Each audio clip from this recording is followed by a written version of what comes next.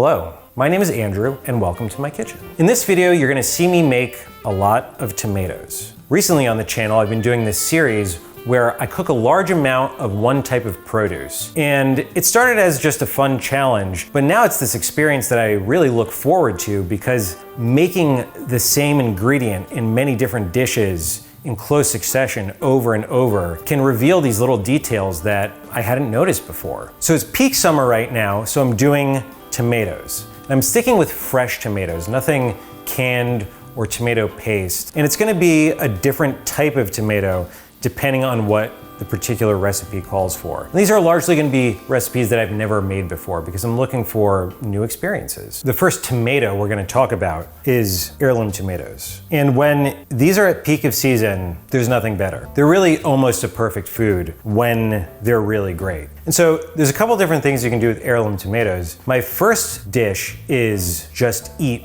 a tomato.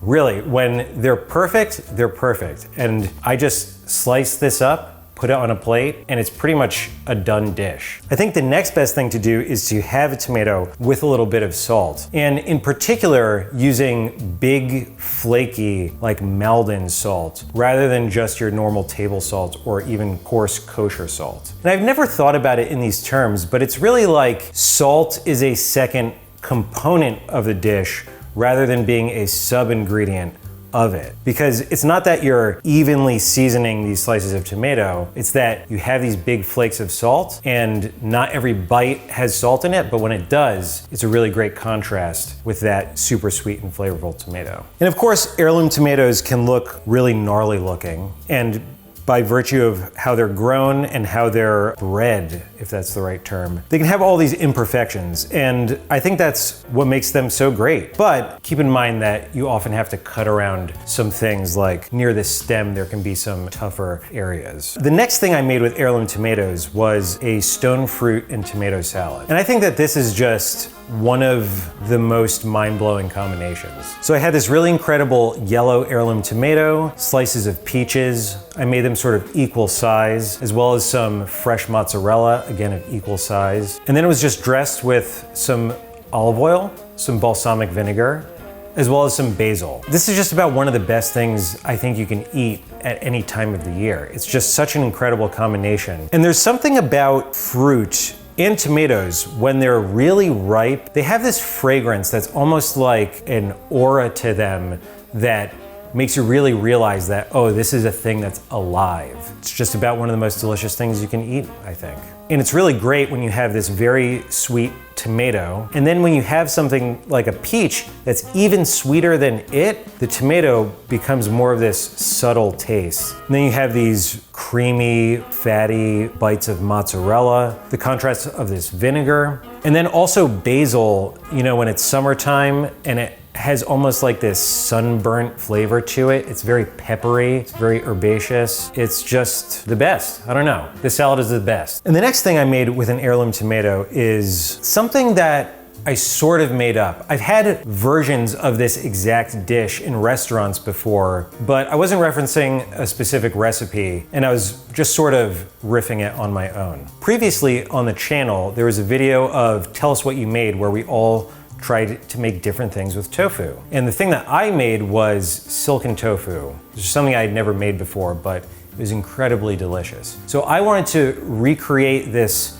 restaurant dish I'd had before that was silken tofu with marinated tomato. So I began by making the tofu, just like I had done previously. It was this raw soy milk mixed with this nigari liquid that is the coagulant for the tofu. And then I put that into a double steamer, which I made with a colander and my big pot on the stove. And that steams for 12 to 15 minutes or until the doneness that you like. I was trying to keep it on the sort of medium firm side. So next I had this green and red striped tomato. And I thought that this one was really interesting. The flavor of it is almost kind of like bacon reminiscent. And so I thought, okay, I have this very meaty tomato. I'd like to pair it with another ingredient that has a lot of umami. Tomatoes are naturally rich in umami. And so I dressed it in some really high quality soy sauce. So I had this tomato sitting in the soy sauce, my silken tofu was done, and then it was just a matter of plating it. Some scoops of this tofu, bites of tomato, tomato. I thinly sliced some green onion for some contrast. And then I also crushed some sesame seeds in a mortar and pestle. Because this is what I had previously when I made the tofu dish on Tell Us What You Made. It worked incredibly well, and I thought that nuttiness would go with the sort of more overall umami vibe of this dish, rather than, you know, the sweet, fruity nature of the last one. And it was super good. I think just by visuals, it's reminiscent of like burrata and tomatoes, but the tofu has such a soft flavor that I feel like it's an opportunity to like make a complete dish that allows you to still taste the subtleties in a really nice tomato like this one, where it has kind of like those secondary flavors that are sometimes unexpected. Yeah, it's super delicious. I mean, tomatoes, when they're this good, are kind of a cooking cheat code. So the next dish is a caramelized tomato tarte tatin. And this is a recipe from Dr. Linda Shu, which I referenced off her website, Spicebox Travels. I was immediately drawn to this dish because of the incredible visual of glazed tomatoes arranged like a pie. So you begin by taking plum tomatoes and salting the exposed faces. You then go to make a caramel, like with a traditional tarte tatin. I melted some sugar. I then deglazed with some red wine vinegar. I think I should have let the sugar cool a little bit because the vinegar sort of shocked the caramel into a crystal. But I was able to add some water and dissolve the sugar and rescue it. After allowing that to cool for a bit, I added some sliced garlic and some thyme. And then those tomato halves go face down into this pan, and then the pan goes into the oven at a fairly low temperature for a couple hours. And I think this stage is really to draw out as much moisture from these tomatoes as possible, because they would be disastrous to the crust at the end of this tart. So while the tomatoes are in the oven, I caramelized some onions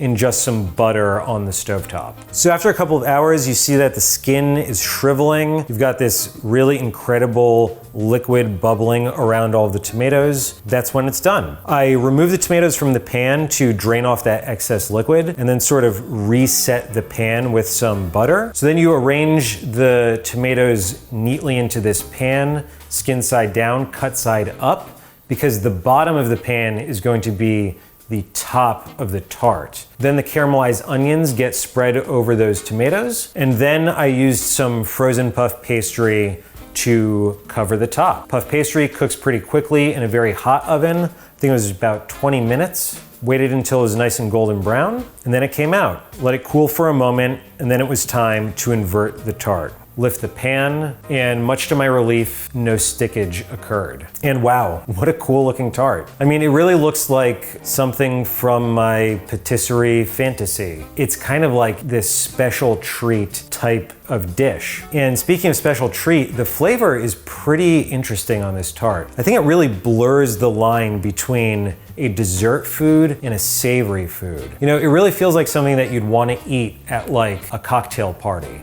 Just like a little neat slice of this tart, because it is quite sweet with this glaze over the tomato, and it is quite beautiful. But then you also have this flavor of the garlic, the herbs, this buttery pastry, kind of blurring the lines between all these different things. But man, it is pretty delicious. The final taste of these tomatoes reminds me a lot of like on a pizza where it's mostly a homogeneous tomato sauce, but then you might have one like chunky bit of tomato, and it just has that reduced, intensified sweet tomato flavor. And that's what this tart tastes like, but it's the whole thing with that flavor. It's pretty great. The next dish I made was gazpacho. And I referenced the recipe from Jose Andres off of his website, joseandres.com. This recipe stuck out to me immediately because if you needed a way of using up a bunch of tomatoes, you'd be hard pressed to find an easier recipe, because essentially the whole thing comes together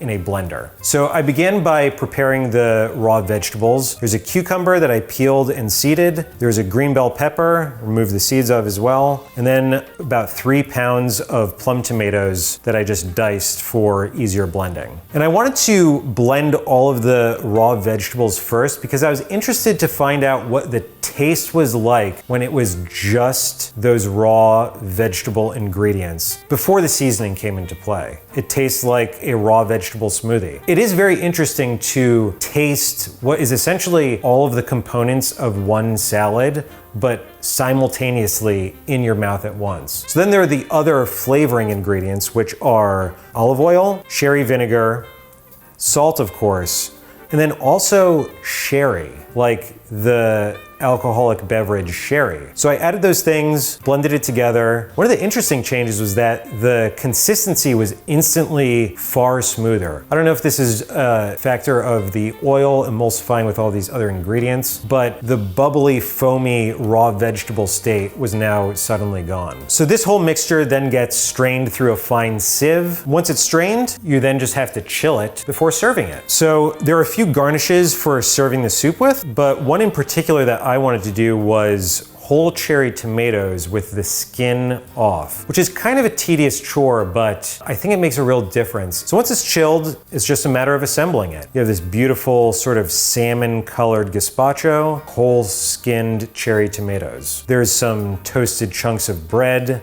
some diced cucumber, green and red bell pepper. It's incredibly tasty. Definitely one of those things that has just kind of like been in my awareness for a long time. I was never like really excited to make, but the flavor is pretty incredible once all of the ingredients are in balance. It is really just like getting a taste of a whole dish in one mouthful, which I think is a really interesting lesson in seasoning in general. Because as you adjust the salt, the vinegar, the oil, you can get a more immediate reaction of, oh, now this tastes a little brighter, or oh, this flavor of one vegetable wasn't really there, but now that it's salted enough, I can really get that sense again. And so the interesting thing about the skinned cherry tomato is that you just have like this, I don't know, like this luxurious squeeze on this really ripe, sweet cherry tomato. It's also very interesting tasting that one bite of ripe,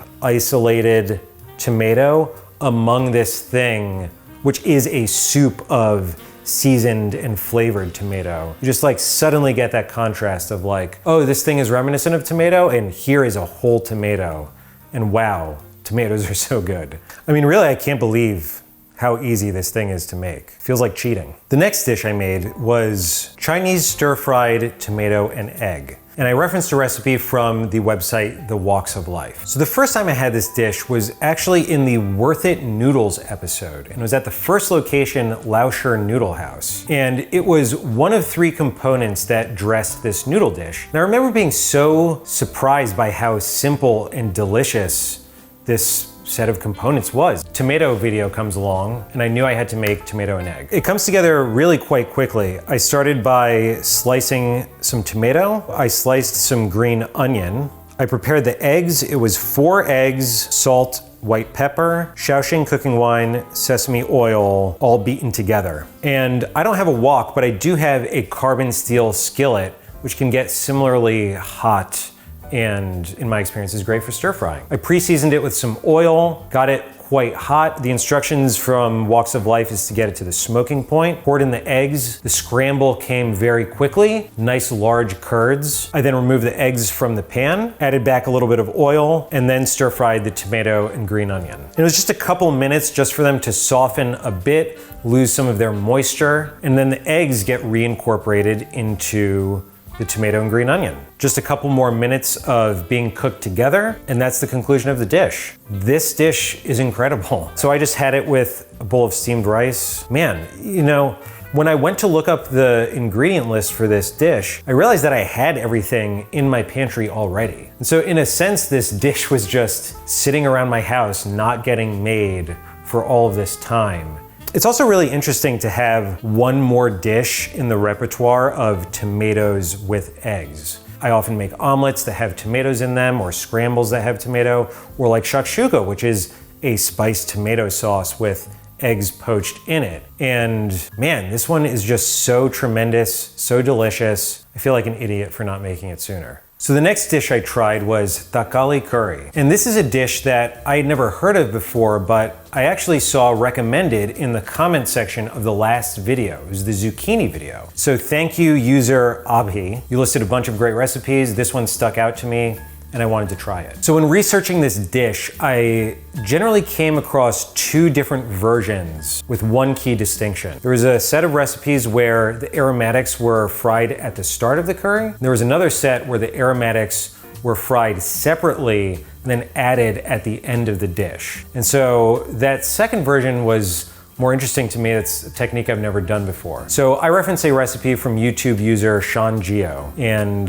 he uses that technique. So you begin by incorporating the primary ingredients in a pot. There was about 4 ripe tomatoes, 1 sliced red onion, a couple green chilies, and then chopped ginger and garlic, curry leaves, and then some spices. There was turmeric, coriander, chili, and some water. Then all those components just came to a simmer together in the pot, just a couple of minutes. Meanwhile, I made a coconut paste, which something I've never done before, and the first time I attempted it, I actually made a mistake. I purchased dehydrated coconut. When I tried to make it, I ended up with this very coarse, gritty, not the right texture, and after a bit of research, I realized that you had to actually soak dehydrated coconut in some coconut milk before grinding it into a paste to have that smooth consistency. The vegetables soften, then I add this coconut paste. The color immediately lightens, it becomes a lot creamier. That continues to simmer. Then meanwhile, in a separate pan, I heat some coconut oil and then add the aromatics, beginning with some mustard seed, then some dried chili and curry leaf, then some sliced shallot. And then Sean's instructions are very specific. The curry is no longer at a simmer, and this oil with the aromatics gets poured directly on top.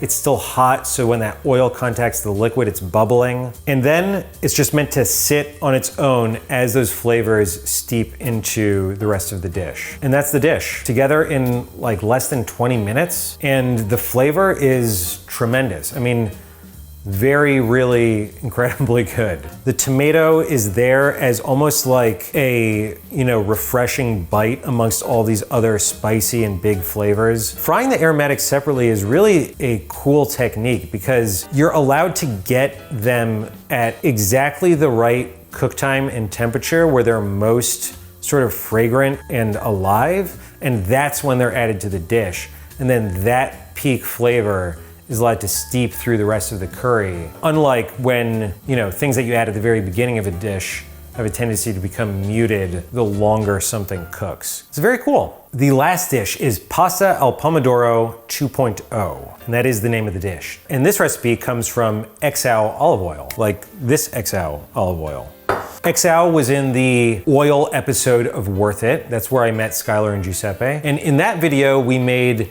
the first version of this dish, and they recently updated it with a 2.0. So this pasta is essentially a cherry tomato pasta. That's it, cherry tomatoes and pasta. And I think it's also important when you have an ingredient like this, where it is the one thing in the recipe, to taste it on its own to get a reference point for what you're working with. Because a recipe can say, use sweet cherry tomatoes, but you only know how sweet they are unless you eat one. So step 1 is eat one. I then halved or quartered the cherry tomatoes, depending on their size, to make sure that the final sizes were all roughly the same. I then put a generous amount of olive oil into a pan with some crushed garlic. Let that cook for just a moment.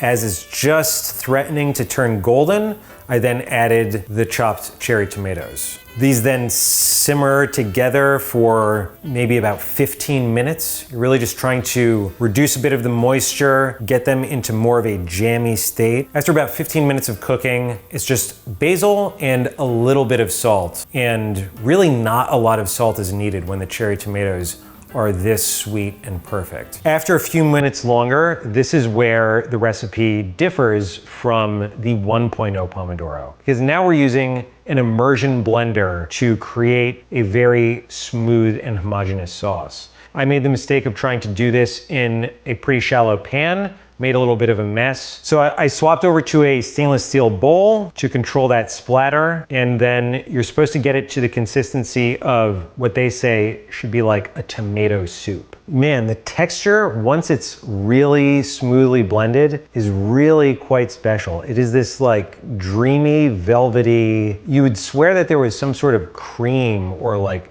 cheese or dairy in this sauce with how its texture is. So meanwhile, spaghetti is being cooked in heavily salted water. When there's only a few minutes left in its cook time, that goes directly into the sauce, which I had returned to the skillet. Then it's allowed to finish cooking in that sauce, continuously stirring and then adding some of that starchy pasta cooking water to create a creamy and luxurious looking sauce. And that's pretty much it. That is the totality of this dish. I did my best plating job possible with such a dreamy looking sauce. I really wanted a dreamy looking bowl of spaghetti. And then finally, a garnish of really great olive oil. It's so unfair how good this tastes with so few components going into it. The tomatoes are incredibly sweet. There's just the perfume of basil and garlic. It's not overpowering at all. And the olive oil on top adds to that luxurious texture, but the flavor is also interesting because it has that peppery olive oil taste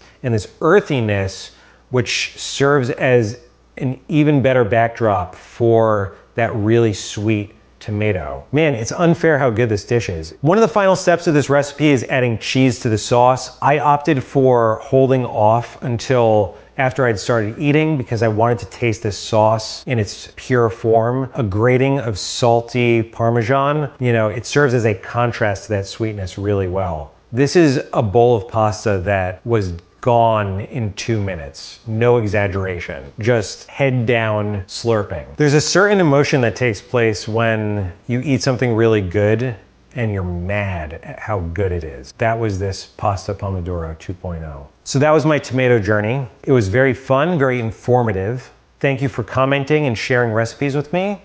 Until next time, thank you for watching.